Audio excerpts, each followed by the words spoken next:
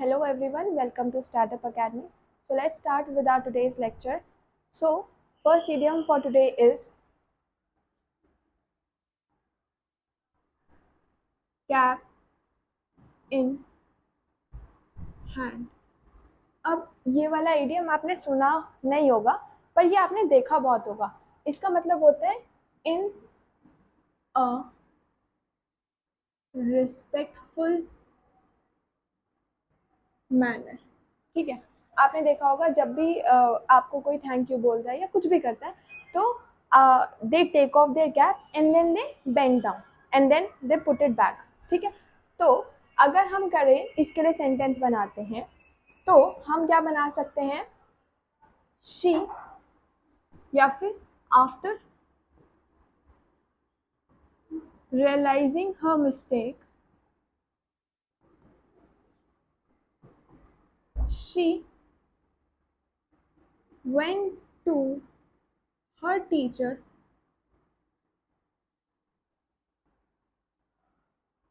with a cap in hand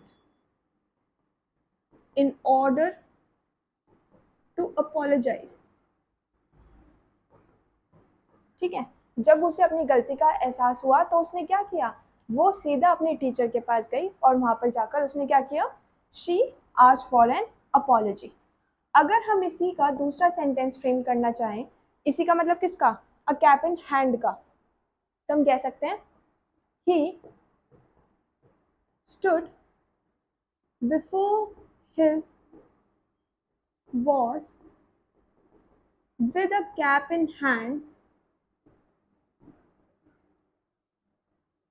asking for a second chance. ठीक है, तो वो अपने बॉस के पास खड़ा हुआ था, कैसे, with a cap in hand. ठीक है, तो हमने क्या सीखा, हमने सीखा कैप इन हैंड मतलब रिस्पेक्टफुल वे. अब इसको याद करने का तरीका कुछ नहीं है, सिर्फ आपको जेस्चर करके देखना है, कैप उतार के and you are taking it in hand and then you are bending.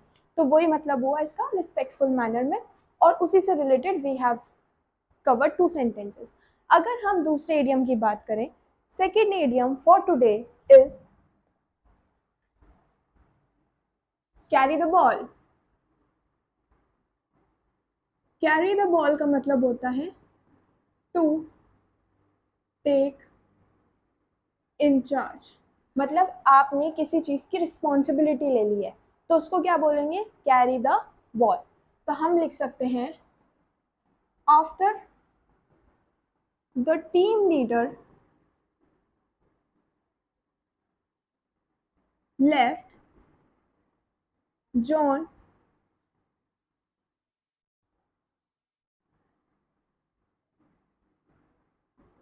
carried the ball and ensured project's success. मतलब जैसे ही टीम लीडर चला गया तो जॉन ने क्या किया, जॉन ने बॉल को कैरी कर लिया. उससे क्या हुआ, बॉल को कैरी करने से क्या हुआ, उसने पूरा इंचार्ज ले लिया उस प्रोजेक्ट का, और इंश्योर भी किया क्या, कि प्रोजेक्ट के अंदर क्या आ जाए, सक्सेस आ जाए. ठीक है, या फिर हम लिख सकते हैं she is carrying the ball, she is carrying the ball for new marketing campaign. Carrying the ball. अब कोई नए नए प्रोजेक्ट्स आ रहे हैं तो नए नए प्रोजेक्ट्स आने के लिए कौन, नए नए लोग आ जाएंगे. To take the responsibility, to take responsibility. ठीक है, तो इजी था कैरी द बॉल. अब कैरी द बॉल से ही रिलेटेड है एक, क्या है वो, कैरी द कैन. अगर बॉल होता तो रिस्पॉन्सिबिलिटी कैरी करनी होती, अगर कैन है, कैन को आप क्या मान सकते हो, एक डिस्कार्डेड आइटम, जब कैन को एक डिस्कार्डेड आइटम माना जाएगा तो आपको इसी से याद आएगा dustbin. Discarded item, can being a discarded item, और उसी से याद आएगा डस्टबिन। डस्टबिन में क्या चीजें जाती हैं? जो चीजें फेल हो जाती हैं या नॉट सक्सेसफुल हो, वही चीजें डस्टबिन में जाएंगी। ठीक है, तो अब बस इसी से याद रखना है क्या? To take account of failure और रॉन्ग। किसी ने कुछ गलत कर दिया है तो उसका अकाउंट लेना, या फिर to be held responsible for the failure of the project, तो उसको क्या बोलेंगे? Carry the can. ठीक है, याद करने का तरीका ये रहा। अगर हम इसी के ऊपर सेंटेंस फ्रेमिंग कर लेते हैं तो हम क्या सेंटेंस फ्रेम कर सकते हैं? She decided not to carry the can for someone else's mistake। उसने क्या डिसाइड किया? And I agree with her, कि किसी और की गलतियों का भार खुद पर नहीं लेना चाहिए, ये उसने डिसाइड किया, तो not to carry the can. ठीक है, तो ऐसा डिसीजन आप भी ले सकते हो अपनी लाइफ में। फिर हम लिख सकते हैं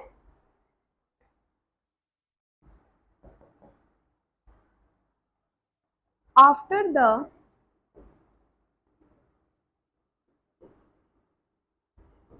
project's failure, the team leader was left to carry the can। देखो, अगर सक्सेस मिलती है तो भी टीम लीडर ले जाता है, अगर फेलियर हो जाता है या नहीं माना जाता तो कौन ले जाता है? किसको लेके जाना पड़ता है? तो भी टीम लीडर को ही लेकर जाना पड़ता है। तो हमने किया कैरी द कैन, और इसी से पहले हमने एक किया था क्या? Carry the ball. बॉल मतलब अ रिस्पॉन्सिबिलिटी, एंड कैन मतलब अ डिस्कार्डेड थिंग। डिस्कार्ड कौन होता है? जब कोई फेल हो जाता है तो that thing is usually discarded. अगर हम करें next idiom for today, we have the fourth idiom that says cast aside। cast aside का मतलब टू रिजेक्ट। बहुत इजी, असाइड से ही याद हो जाएगा। गिव असाइड सुना होगा, बहुत सारे लोग कहते हैं गिव असाइड, तो वैसे आप याद कर लो, टू या तो इग्नोर करना या फिर रिजेक्ट करना, ये दो मतलब हो सकते हैं कास्ट असाइड के। अगर इसी से सेंटेंस फ्रेम करने के लिए आता है तो इसका जो सेंटेंस हम बनाएंगे, the company cast aside the old model and adopted a new one। Company ने क्या किया? पुराने वाले को रिजेक्ट कर दिया और दूसरा वाला मॉडल क्या किया? एक्सेप्ट कर लिया। अगर इसी के लिए हम दूसरा सेंटेंस बनाना चाहें तो हम बना सकते हैं she cast aside her doubts and followed her passion and dream. अब ड्रीम से रिलेटेड कल हमने एक किया था, अगर किसी को याद आ रहा हो, जिसका मतलब हुआ करता था डे ड्रीम, और जिसका ईडियम था क्या? Idiom was building Castle's in air. सिर्फ हवा में बातें करना। हवा में बातें करना वैसे तेज भागना होता है, हवा से बातें करना तेज भागना होता है, पर हवा में बातें करना इज अ डिफरेंट थिंग। तो कल जो हमने किया था दैट वाज ड्रीम से रिलेटेड, और इस ड्रीम से रिलेटेड हमने क्या किया? डे ड्रीम, जिसका मतलब था, डे ड्रीम से मतलब क्या था? Building Castle's in air. ठीक है, तो इसी से रिलेटेड हमने कुछ सेंटेंसेस भी कल फ्रेम किए थे। तो this was your fourth idiom for today. Now coming on to the fifth one which says casting pearls before swine। मतलब आप उन लोगों के लिए बहुत अच्छा कर रहे हो जो लोग डिजर्व नहीं करते। तो आप लिख सकते हो giving good to those giving good to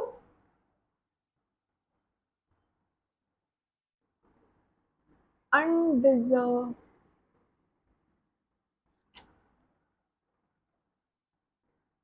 undeserving people। उनके लिए हम क्या बोलेंगे?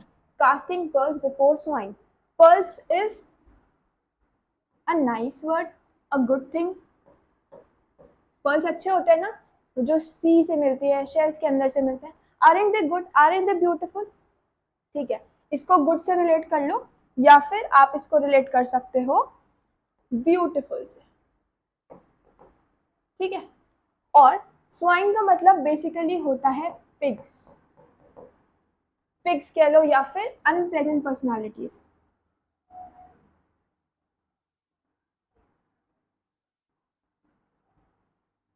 इसको थोड़े दूसरे कलर से लिख देते हैं so that you can remember. हाँ, अनप्लेजेंट। ठीक है, स्वाइन का मतलब होता है अनप्लेजेंट और पर्ल्स का मतलब होता है ब्यूटीफुल थिंग। तो इसी से आप रिलेट करना doing something to undeserving people. आपने किया भी होगा, बहुत लोगों के साथ हुआ भी होगा। तो अगर हम इसके ऊपर ही सेंटेंस बनाना चाहें तो हम क्या बना सकते हैं? We can make that I feel like casting pearls before swine whenever I try to explain him complex concepts। जब भी मैं उसको कॉम्प्लेक्स कंसेप्ट समझाने की कोशिश करती हूँ तो क्या होता है? मुझे ऐसा लगता है कि मैं किसी अनडिजर्विंग पर्सन के साथ थोड़ा अच्छा कर रही हूँ, वो समझना नहीं चाहता और वो समझाई जा रही है। ठीक है, या तो आप ये लिख सकते हो या फिर आप ये लिख सकते हो sharing your expertise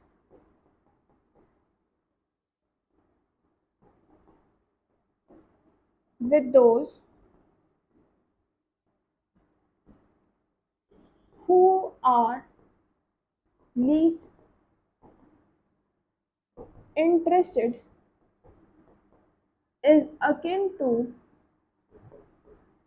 casting pearls before swine।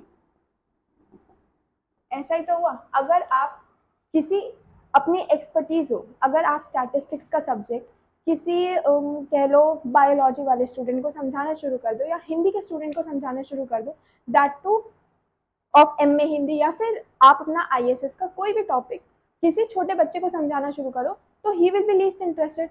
तो वो भी एक अनडिजर्विंग पर्सनालिटी ही हुई।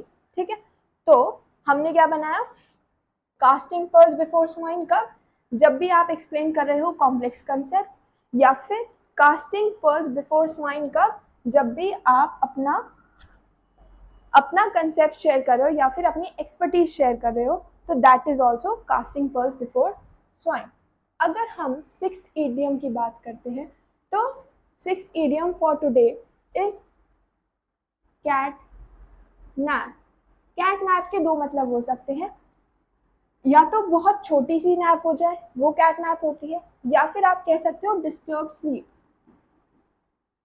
डिस्टर्ब स्लीप, या फिर कह लो जो दिन में लोग सोते हैं ना बहुत छोटे टाइम के लिए, अ शॉर्ट नैप जिसको बोलते हैं, अ शॉर्ट स्लीप कह लो, अ शॉर्ट नैप, इसको भी कैट नैप ही कहते हैं, ठीक है।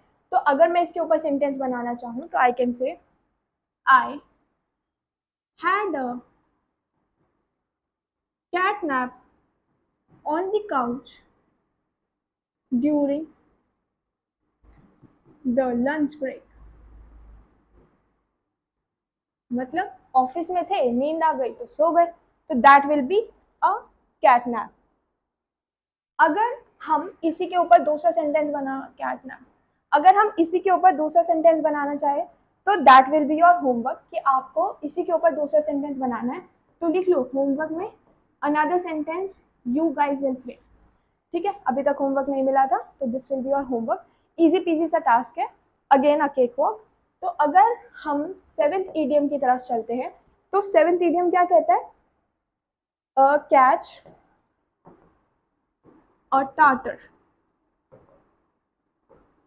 कैच और टाटर का मतलब होता है, इसका मतलब होता है, टाटर का मतलब होता है कोई भी फियर्स वॉरियर जिसको बोल सकते हैं, तो वो टाटर में आ जाएंगे आपके। तो कैचिंग अ डेंजरस पर्सन। आप कोई भी काम कर रहे थे, काम करते करते आपने किसी को देख लिया, किसी के ऊपर आपको शक हुआ और आपने उसको पकड़ लिया, पता चला बाद में जाकर वो तो टाटर निकले। तो टाटर कौन हुए, फियर्स वॉरियर, या फिर कह सकते हैं फियर्सी वॉरियर कह लो, चलो ठीक है। तो इसका मतलब लिख लेना फियर्स वॉरियर, ठीक है।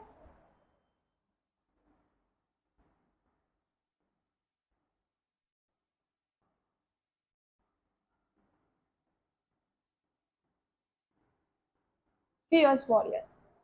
अब नाउ इसके ऊपर सेंटेंस फ्रेमिंग की बात आ गई है, तो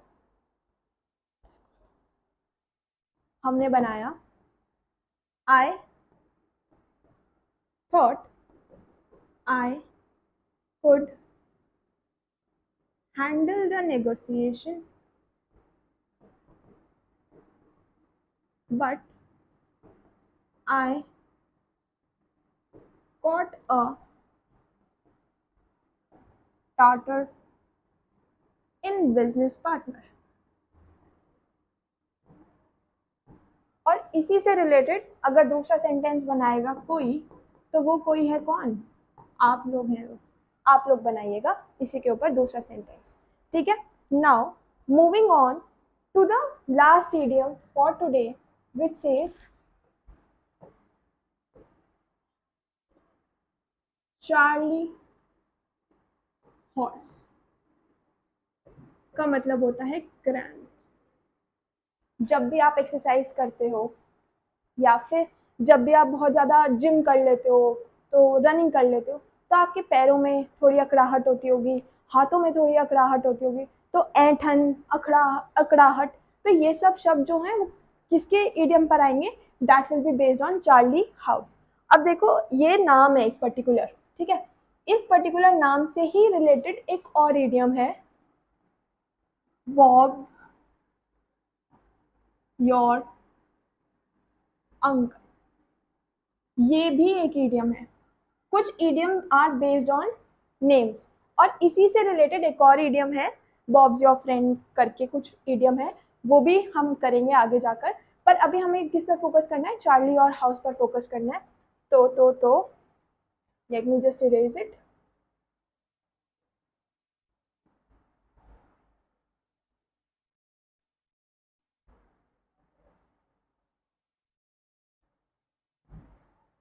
ठीक है, चलो। अगर क्रैम्स आ रहे हैं तो कैसा करें, तो क्या करो, it is believe that stretching before bed helps to prevent Charlie horse. या फिर कह सकते हैं after working out in a gym for 2 hours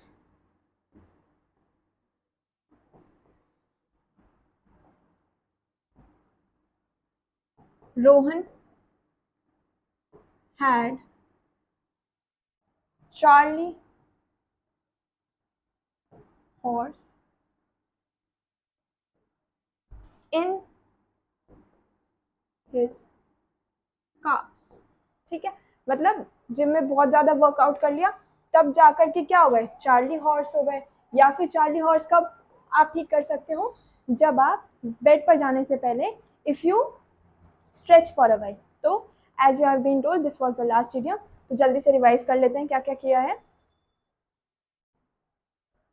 okay, so the first idiom was a cap in hand, जिसको याद करने के लिए हमने क्या किया था, जिसको याद करने के लिए हमने,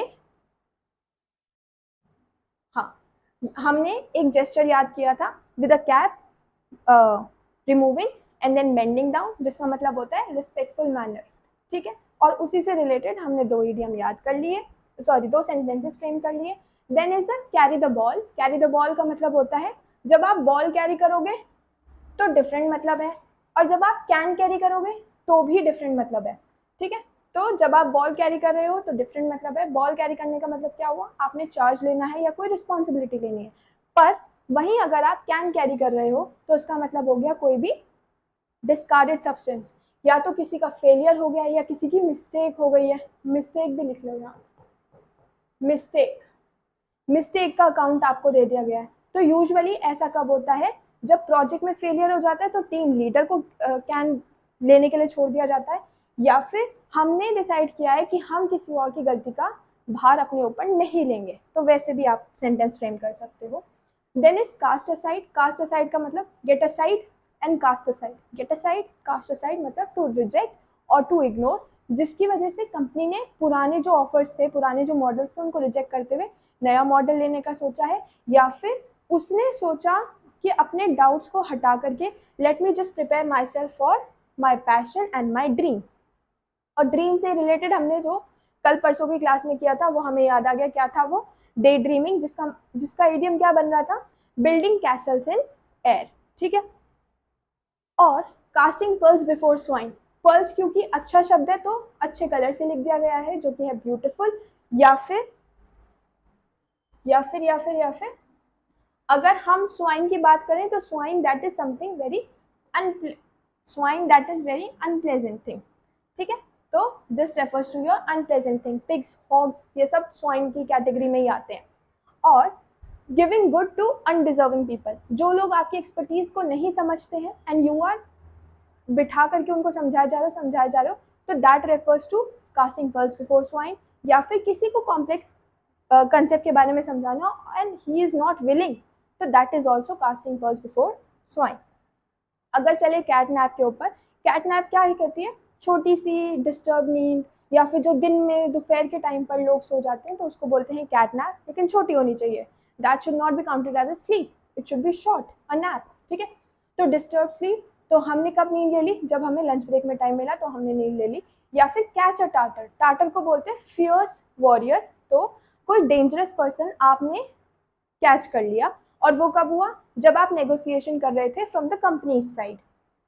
नेक्स्ट इज चार्ली हॉर्स, एक सेकेंड, अच्छा ठीक, next is Charlie horse. Charlie horse का मतलब आता है कोई क्रैम्स आना या फिर कुछ भी। तो क्रैम्स कब आते हैं, जब आप वर्कआउट कर लेते हो ज्यादा जिम में तब आते हैं क्रैम्स। या फिर कब आते हैं, आप उनको प्रिवेंट क्या कर सकते हो, स्ट्रेचिंग कर लो बिफोर गोइंग टू बेड, तो वैसे आप चार्ली हॉर्स को प्रिवेंट कर सकते हो। तो so we did 8 idioms for, so आज के लिए बस इतना ही, बाकी हम कल की लेक्चर में कवर अप कर लेंगे। ऑल्सो आप लोगों को एक और रिमाइंडर फिर से दिया जा रहा है कि जो लोग अभी भी इंग्लिश के लेक्चर्स और अपने जीएस के लेक्चर्स अटेंड नहीं कर रहे हैं, प्लीज़ अटेंड कर लो, because this exam is very important for you all. And I just wish कि ये जो 2026 का एग्ज़ाम जो आने वाला है, जिसके लिए हम लोग भी टारगेट कर रहे हैं, वो लोग आप अटेंड कर पाओ या फिर क्रैक कर पाओ। तो जब ये क्रैक होगा जब आप अपना पूरा सिलेबस कवर कर लोगे, because you all are heading of time and lacking of time and heading of syllabus. तो ये सब कभी पॉसिबल है जब आप अपने कंटिन्यूसली लेक्चर्स देखोगे, क्योंकि आईएएस एग्ज़ाम बहुत ज़्यादा डिफ़िकल्ट एग्ज़ाम है और प्रोबेबिलिटी है कि आप सेलेक्ट हो जाओ, लेकिन कब? जब आप अपना पूरा सिलेबस कंप्लीट कर लोगे। So for that I wish you all the very best and stay connected and thank you.